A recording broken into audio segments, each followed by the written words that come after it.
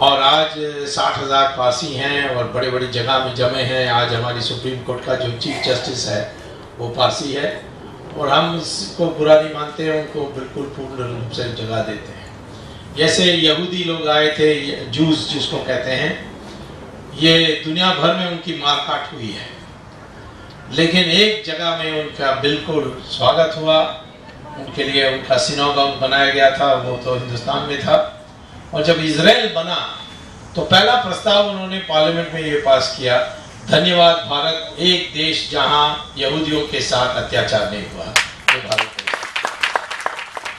तो हम 100% थे, तो किसी को हमने धमकाया नहीं, डराया नहीं, किसी मजहब के साथ दुर्व्यवहार नहीं किया, सबका आदर किया। लेकिन हमारे ऊपर बड़ी आक्रमण हुई और उस समय भी हम झुके नहीं, लगातार लड़ते रहे। हम लोगों का नियम थोड़ा सभ्य नियम था युद्ध का कि सुबह जब तक सूरज उदय नहीं होगा तब तक हम युद्ध नहीं शुरू करेंगे, और शाम को जब अस्त होगा तब उसको उस दिन विराम करके जाके तंबू में सो जाएंगे और दूसरे दिन वापस आएंगे। नगर में नहीं लड़ेंगे, शहर में नहीं लड़ेंगे, सिर्फ ओपन मैदान में, खुला मैदान में लड़ेंगे, जैसे कुरुक्षेत्र था, या जब रावण किला से बाहर निकला और राम से युद्ध किया तो खुला मैदान में आया था। और तीसरा था कि माफी मांगने के बाद, यानी हारने के बाद माफी मांगो तो सब उदारता के साथ उसको वापस करते थे और सब चाहते थे और उसको विदा करते थे। और ऐसे ही पृथ्वीराज चौहान ने मोहम्मद गौरी को 16 बार माफ कर दिया और वो 17 बार उससे फादर इन लॉ के साथ, जयचंद के साथ उसने सांठगांठ करके उनको हराया। अब मैं समझता हूँ कि पृथ्वीराज चौहान को तो 2 बार से ज़्यादा माफ़ नहीं करना चाहिए था, 16 बार तो बहुत ज़्यादा था। बट एनीवे हो गया, उससे उस गलती के कारण, हमारे सभ्य व्यवहार के कारण उसने उसका दुरुपयोग किया और यहाँ इस्लाम आई 800 साल चली। हम देखते हैं कि दुनिया में जहाँ भी इस्लाम जा करके कब्जा की देश की, जैसे ईरान को किया, वहाँ 15 साल में उन्होंने 100% मुसलमान बना दिया उस देश को। जो ज़ोरोएस्ट्रियन ज़रतुश्त्रा के धर्म पर चलते थे पारसी लोग, उनका पूरा मारकाट किया या और कुछ किया, धर्म परिवर्तन किया, उनको 100% मुसलमान बना दिया। बगल में मेसोपोटामिया, बेबीलोन, ये इराक जिसको आजकल कहते हैं, उसको भी उसने 18 साल में 100% मुसलमान बना दिया। और आप इजिप्ट देखेंगे तो 21 साल में उसको 100% मुसलमान बना दिया। क्रिश्चियंस गए थे यूरोप में, उन्होंने 50 साल में 100% क्रिश्चियन बना दिया सबको। लेकिन यहाँ 800 साल मुसलमानों ने राज किया, 200 साल क्रिश्चियन ने राज किया अंग्रेजों के जरिए। लेकिन आज भी हम हिंदू 80% है। 80% इसीलिए कि हम लड़ते रहे, हम झुके नहीं।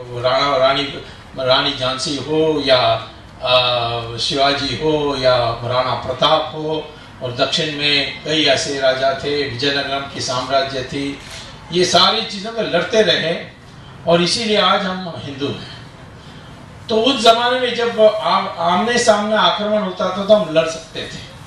आज जो हो रहा है वो अपना हमारे दिमाग को खराब करने में प्रहार हो रहा है। तो इसीलिए इसके लिए हमें सोचनी होगी।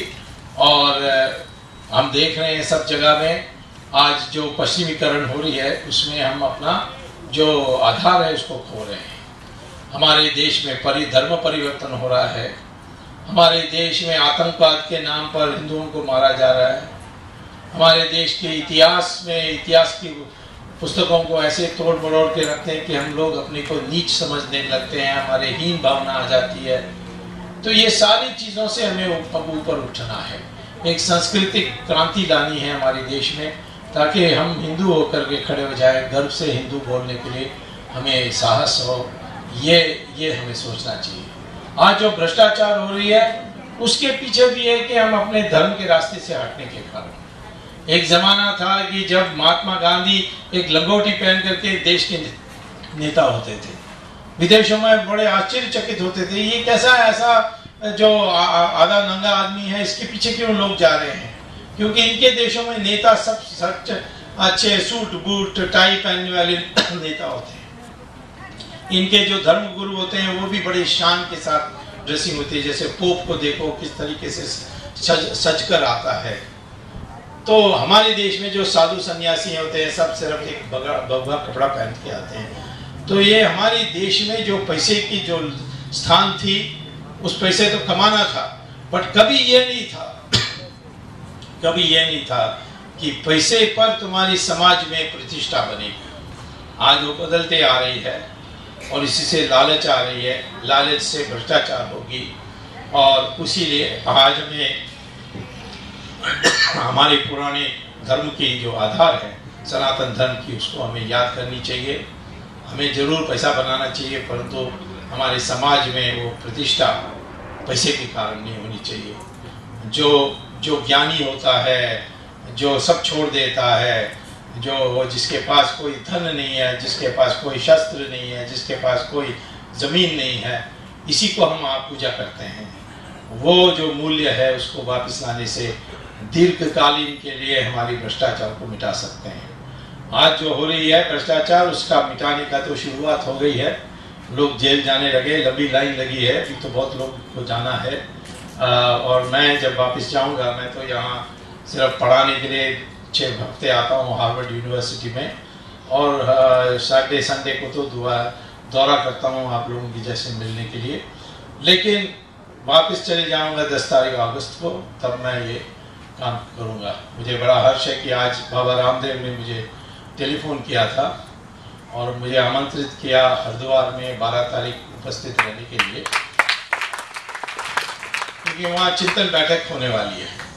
और इस चिंतन बैठक का मूल काम यही होगा कि बाबा रामदेव हो या अन्ना हजारे हो या कोई भी और हो, RSS हो, विश्व हिंदू परिषद हो, मेरे जैसे लोग मैदान में जो हैं वो हो, ये सब एक जगह में इकट्ठा होना चाहिए और जो भ्रष्ट शक्ति हैं उसका विरोध करना चाहिए और डट कर विरोध करना चाहिए। पता नहीं कब झट से इलेक्शन आ जाए तो एक अच्छा स्वच्छ सरकार जो हमारे देश में एक नई संस्कृति ला सकती है, वैसी सरकार निर्माण करने के लिए चाहिए। तो मैंने बाबा रामदेव जी को जरूर कहा कि आप जहाँ चाहेंगे वहाँ तो मैं आ जाऊँगा, और इसीलिए 12 तारीख को इस चिंतन बैठक से कुछ नई बात निकलेगी।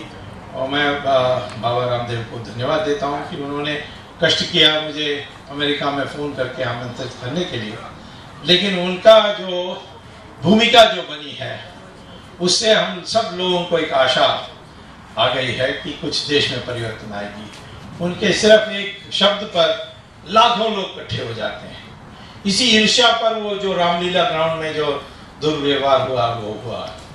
तो मैं तो ये समझता हूँ कि जब हमारे साधु संत खड़े हो जाते हैं तो कोई नहीं उनके सामने खड़ा हो सकता है। यही है हमारी धर्म की शक्ति और यही है पुराने काल की भी जो हमें शिक्षा मिलती है। जब भी संत महाराज लोग खड़े हो जाते थे तो फिर सारा देश में बड़ा परिवर्तन आ जाती है।